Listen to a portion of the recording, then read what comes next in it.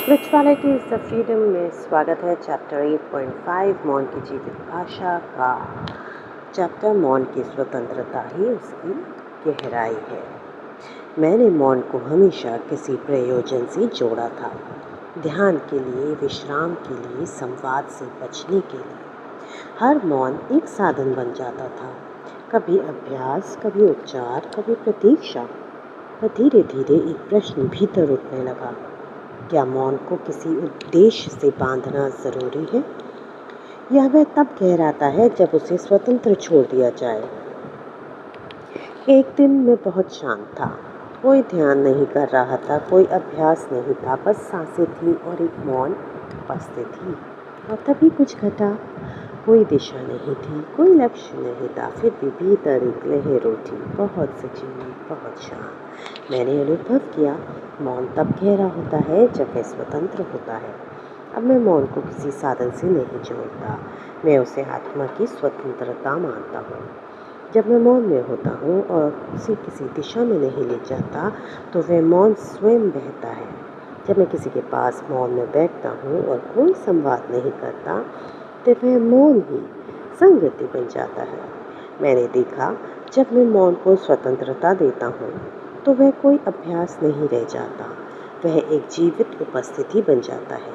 अब मैं जानता हूँ, मौन कोई साधन नहीं है, वह तो आत्मा की स्वतंत्रता है जो बिना प्रयास के बहती है।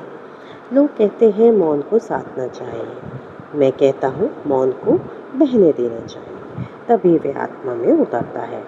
मैंने देखा, जब कोई दुखी होता है और मैं कुछ नहीं कहता, बस मौन में साथ होता हूँ, तो वह मौन ही प्रेम बन जाता है। जब कोई अकेला होता है और मैं मौन में उपस्थित होता हूँ, तो वह मौन ही संगति बन जाता है। अब मेरे लिए मौन कोई अभ्यास नहीं है, वह आत्मा की स्वतंत्रता है जो भीतर बहती है। मैंने एक बार किसी से कहा, मैं मौन को साधता नहीं हूँ, मैं उसे बहने देता हूँ। उन्होंने पूछा, तो फिर मौन कैसे गहराता है? मैंने मुस्कुराकर उत्तर दिया, जब मौन की कोई दिशा नहीं दी जाती, तब वह आत्मा में उतरता है।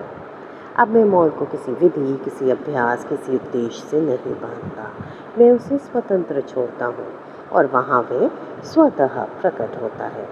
जब मैं लिखता हूँ तो शब्द मौन की स्वतंत्रता से आते हैं, जब मैं देखता हूँ तो आंखें मौन की स्वतंत्रता से देखती हैं। जब मैं मौन होता हूँ तो मौन स्वयं घटता है बिना प्रयास के। मैंने देखा, जब मैं भीतर शांत होता हूँ तो मौन कोई साधन नहीं रह जाता, वह एक जीवित स्पंदन बन जाता है जो आत्मा को छूता है।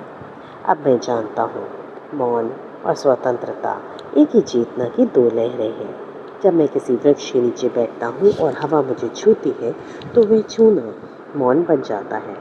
जब मैं किसी की आंखों में देखता हूँ और वहाँ कोई शब्द नहीं होते, तो वह मौन स्वतंत्रता बन जाती है। अब मैं मौन को साधता नहीं हूँ, मैं उसे स्वतंत्र बहने देता हूँ, जैसे नदी, जैसे सांसें।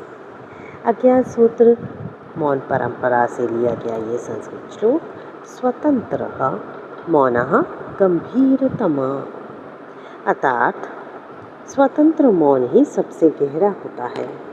मौन कोई साधन नहीं, वह आत्मा की मुक्त लहर है। इति श्री। आज का विषय यही समाप्त होता है। कल हम फिर मिलेंगे एक नए विषय में। तब तक के लिए जुड़े रहें, शेयर, लाइक, सब्सक्राइब करना मत भूलें और गुरु कृपा आप सब पर यूं ही बनी रहे।